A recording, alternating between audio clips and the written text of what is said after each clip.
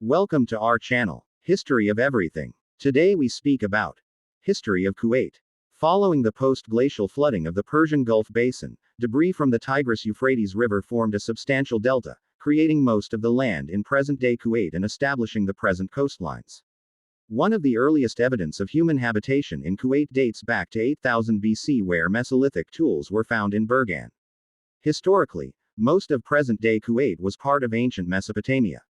During the Ubaid period, 6500 BC, Kuwait was the central site of interaction between the peoples of Mesopotamia and Neolithic Eastern Arabia, including Bara I and Site H3 in Subia.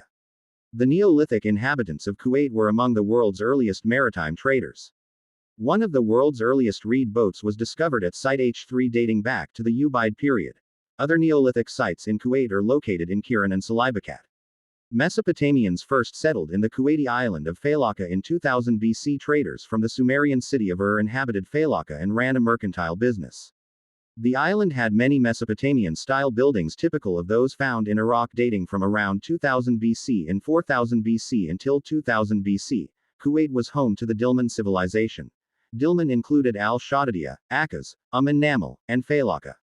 At its peak in 2000 BC, Dilmun controlled the Persian Gulf trading routes. During the Dilmun era, from ca. 3000 BC, Failaka was known as Agaram, the land of Enzik, a great god in the Dilmun civilization according to Sumerian cuneiform texts found on the island. As part of Dilmun, Failaka became a hub for the civilization from the end of the 3rd to the middle of the 1st millennium BC. After the Dilmun civilization, Failaka was inhabited by the Kassites of Mesopotamia, and was formerly under the control of the Kassite dynasty of Babylon. Studies indicate traces of human settlement can be found on Failaka dating back to as early as the end of the 3rd millennium BC, and extending until the 20th century AD. Many of the artifacts found in Failaka are linked to Mesopotamian civilizations and seem to show that Failaka was gradually drawn toward the civilization based in Antioch. Under Nebuchadnezzar II, the Bay of Kuwait was under Babylonian control. Cuneiform documents found in Failaka indicate the presence of Babylonians in the island's population. Babylonian kings were present in Failaka during the Neo-Babylonian Empire period. Nabonidus had a governor in Failaka and Nebuchadnezzar II had a palace and temple in Failaka. Failaka also contained temples dedicated to the worship of Shamash, the Mesopotamian sun god in the Babylonian pantheon. Following the fall of Babylon, the Bay of Kuwait came under the control of the Achaemenid Empire, c. 553-30 BC, as the bay was repopulated after 7 centuries of abandonment.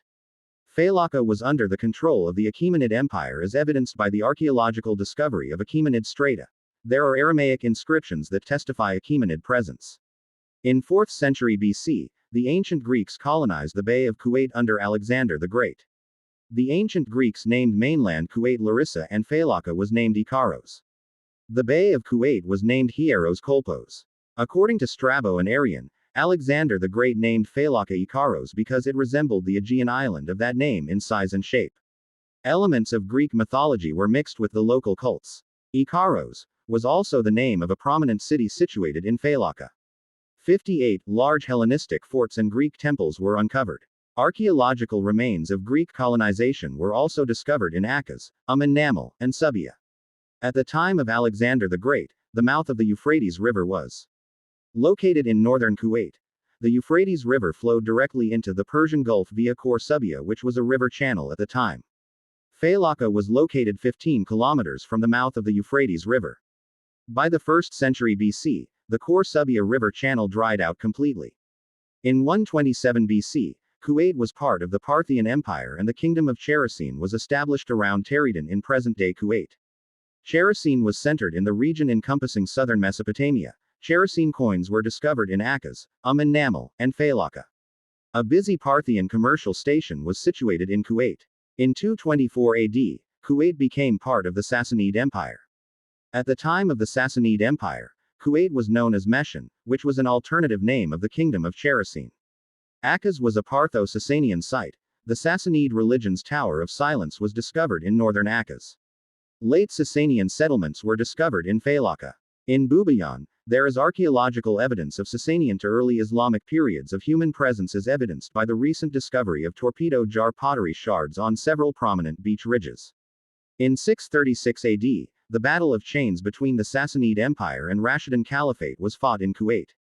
As a result of Rashidun victory in 636 AD, the Bay of Kuwait was home to the city of Kazma, also known as Kadima or Kazima, in the early Islamic era. At the time of Alexander the Great, the mouth of the Euphrates River was located in northern Kuwait. The Euphrates River flowed directly into the Persian Gulf via Khor Subia, which was a river channel at the time. Failaka was located 15 kilometers from the mouth of the Euphrates River. By the 1st century BC, the Khor Subia River channel dried out completely. In 127 BC, Kuwait was part of the Parthian Empire and the Kingdom of Chersene was established around Teredin in present-day Kuwait. Chersene was centered in the region encompassing southern Mesopotamia. Chersene coins were discovered in Akaz, and Namal, and Failaka. A busy Parthian commercial station was situated in Kuwait. In 224 AD, Kuwait became part of the Sassanid Empire. At the time of the Sassanid Empire, Kuwait was known as Meshan, which was an alternative name of the Kingdom of Chersene. Akaz was a Partho-Sasanian site. The Sassanid religion's Tower of Silence was discovered in northern Akaz. And late Sasanian settlements were discovered in Failaka.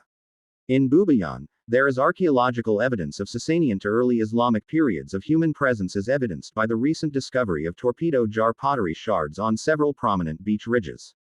In 636 AD, the Battle of Chains between the Sassanid Empire and Rashidun Caliphate was fought in Kuwait. As a result of Rashidun victory in 636 AD, the Bay of Kuwait was home to the city of Kazma, also known as Kadima or Kazima, in the early Islamic era. 1752-1945, pre-oil. In the early to mid-1700s, Kuwait City was as a small fishing village. Administratively, it was a sheikhdom, ruled by local sheikhs from Bani Khalid clan. Sometime in the mid-1700s, the Bani Utbah settled in Kuwait City.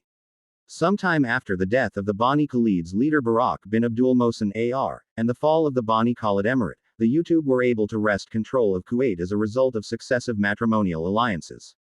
In the latter half of the 18th century, Kuwait began establishing itself as a maritime port and gradually became a principal commercial center for the transit of goods between Baghdad, India, Persia, Muscat, and the Arabian Peninsula. 88-89, by the late 1700s, Kuwait had established itself as a trading route from the Persian Gulf to Aleppo. 90, during the Persian siege of Basra in 1775-79. Iraqi merchants took refuge in Kuwait and were partly instrumental in the expansion of Kuwait's boat building and trading activities. As a result, Kuwait's maritime commerce boomed, as the Indian trade routes with Baghdad, Aleppo, Smyrna and Constantinople were diverted to Kuwait during this time. The East India Company was diverted to Kuwait in 1792. The East India Company secured the sea routes between Kuwait, India and the east coasts of Africa. After the Persians withdrew from Basra in 1779, Kuwait continued to attract trade away from Basra. The flight of many of Basra's leading merchants to Kuwait continued to play a significant role in Basra's commercial stagnation well into the 1850s. The instability in Basra helped foster economic prosperity in Kuwait. In the late 18th century, Kuwait was a haven for Basra merchants fleeing Ottoman persecution. Kuwait was the center of boat building in the Persian Gulf. 99, its ships renowned throughout the Indian Ocean. Its sailors developed a positive reputation in the Persian Gulf. In the 19th century, Kuwait became significant in the horse trade, with regular shipments in sailing vessels.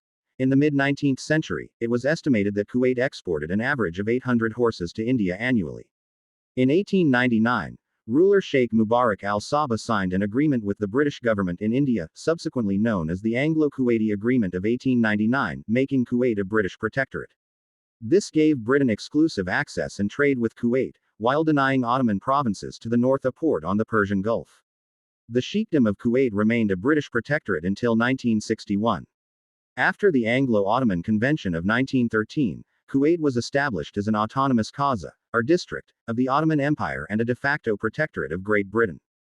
During World War I, the British Empire imposed a trade blockade against Kuwait because Kuwait's ruler at the time, Salim al-Mubarak al-Sabah, supported the Ottoman Empire. The British economic blockade heavily damaged Kuwait's economy. In 1919, Sheikh Salim al-Mubarak al-Sabah intended to build a commercial city in the south of Kuwait. This caused a diplomatic crisis with Najd, but Britain intervened, discouraging Sheikh Salim.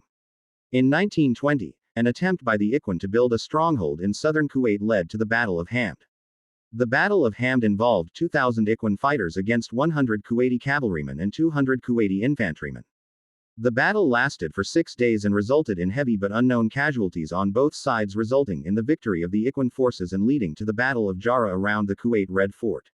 The Battle of Jarrah happened as the result of the Battle of Hamd.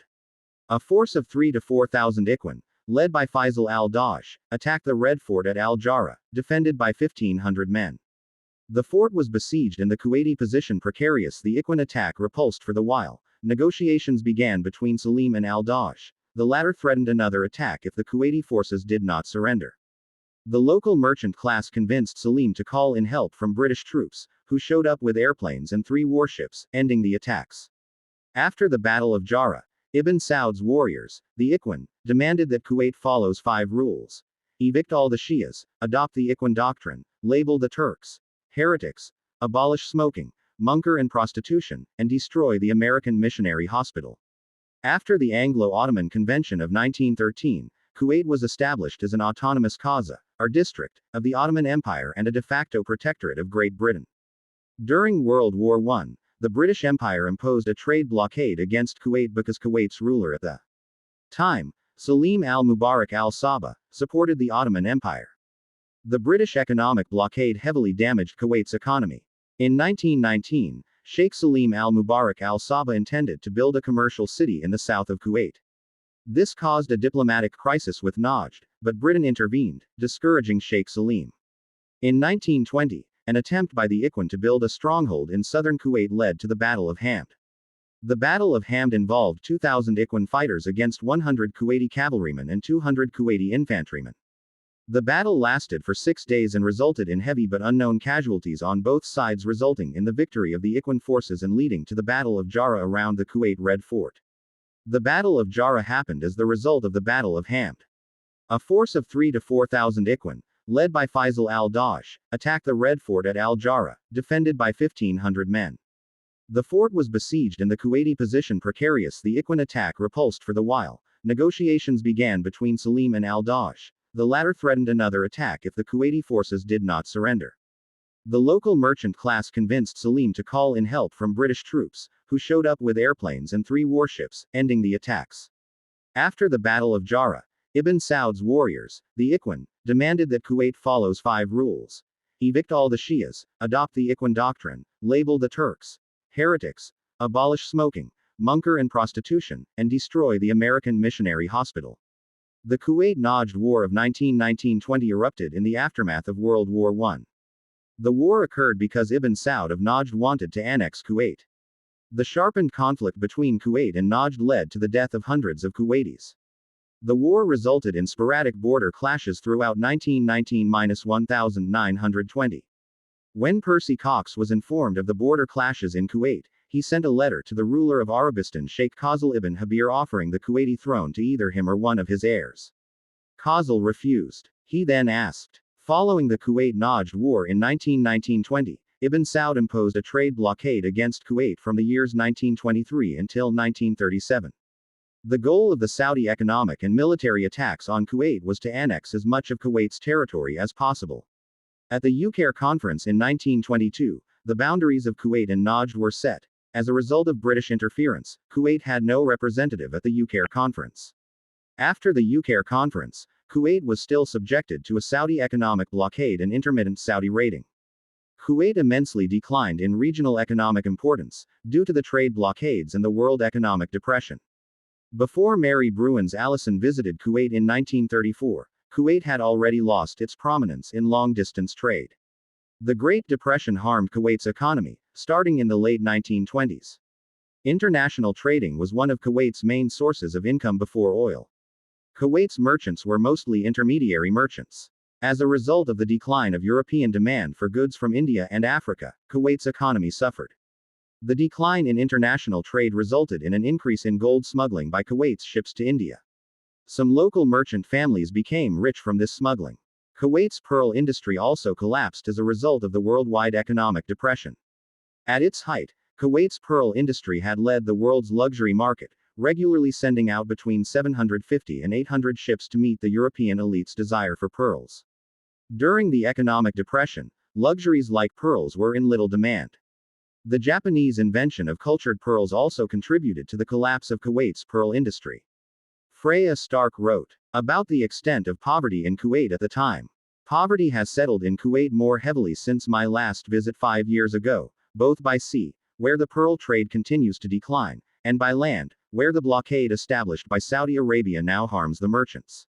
Attempts made by King Faisal I of Iraq to build a railway to Kuwait and port facilities on the Gulf were rejected by Britain. These and other similar British colonial policies made Kuwait a focus of the Arab national movement in Iraq, and a symbol of Iraqi humiliation at the hands of the British. Throughout the 1930s, Kuwaiti people opposed the British-imposed separation of Kuwait from Iraq. In 1938, the Free Kuwaiti movement was established by Kuwaiti youth who opposed British rule and submitted a petition requesting the Iraqi government reunifies Kuwait and Iraq. Due to fears of armed uprising in Kuwait, the Al-Sabah agreed to the establishment of a legislative council to represent the Free Kuwaiti movement, demanding the reunification of Iraq and Kuwait. The council's first meeting in 1938 resulted in unanimous resolutions demanding the reunification of Kuwait and Iraq. On the 22nd of February 1938, oil was first discovered in the Burgan field. In March 1939, a popular armed uprising erupted within Kuwait to reunify with Iraq. The Al-Sabah family, along with British military support, violently put down the uprising, and killed and imprisoned its participants. King Ghazi of Iraq publicly demanded the release of the Kuwaiti prisoners and warned the Al-Sabah family to end the repression of the Free Kuwaiti movement. Between 1946 and 1980, Kuwait experienced a period of prosperity driven by oil and its liberal cultural atmosphere. This period is called the Golden Era of Kuwait. In 1946, crude oil was exported for the first time. In 1950, a major public work program began to enable Kuwaiti citizens to enjoy a luxurious standard of living. By 1952, the country became the largest oil exporter in the Persian Gulf region. This massive growth attracted many foreign workers, especially from Palestine, Iran, India, and Egypt, with the latter being particularly political within the context of the Arab Cold War. It was also in 1952 that the first master plan of Kuwait was designed by the British planning firm of Minoprio, Spenceley, and McFarlane. In 1958, Al Arabi magazine was first published. Many foreign writers moved to Kuwait because they enjoyed greater freedom of expression than elsewhere in the Middle East. Kuwait's press was described as one of the freest in the world. Kuwait was the pioneer in the literary renaissance in the Middle East. In June 1961, Kuwait became independent with the end of the British protectorate and the Sheikh Abdullah al-Salim al-Sabah became Emir of Kuwait. Kuwait's National Day, however, is celebrated on the 25th of February, the anniversary of the coronation of Sheikh Abdullah. It was originally celebrated on the 19th of June, the date of independence, but concerns over the summer heat caused the government to move it. At the time, Kuwait was considered the most developed country in the region. Kuwait was the pioneer in the Middle East in diversifying its earnings away from oil exports. The Kuwait Investment Authority is the world's first sovereign wealth fund. Kuwaiti society embraced liberal and non-traditional attitudes throughout the 1960s and 1970s. For example, most Kuwaiti women did not wear the hijab in the 1960s and 70s.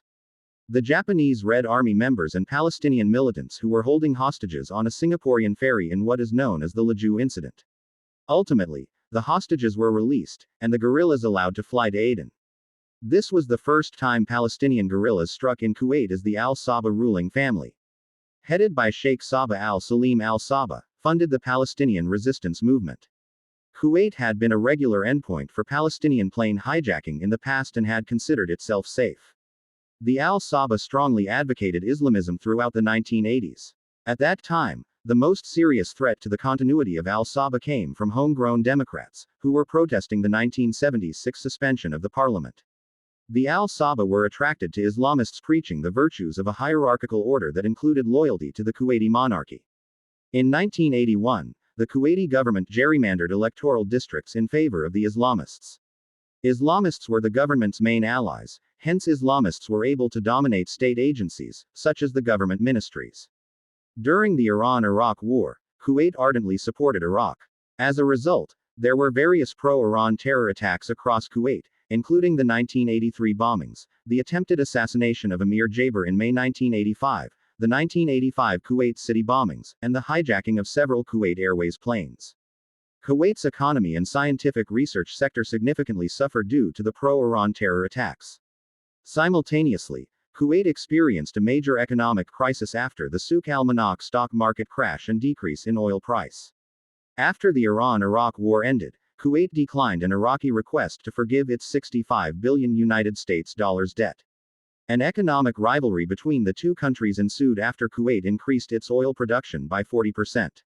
Tensions between the two countries increased further in July 1990, after Iraq complained to OPEC claiming that Kuwait was stealing its oil from a field near the border by slant drilling of the Rumaila field. In August 1990, Iraqi forces invaded and annexed Kuwait without any warning.